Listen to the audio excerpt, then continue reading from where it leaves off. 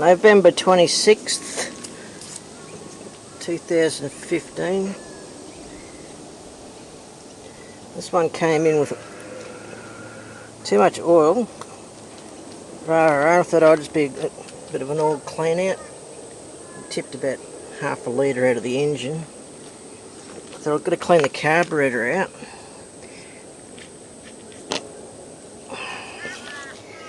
The fuel tank was full of fucking oily black fucking shit. The butterfly in the carby's fucking rooted. Someone's had it out and it's actually kind of freed up a bit now, but it's still not functioning correctly. They put it back together the wrong way. Which I'm alluding to. O-ring and ding dong is missing out of there. Guess where the O-ring was? Someone's had this apart. They've stuck the O-ring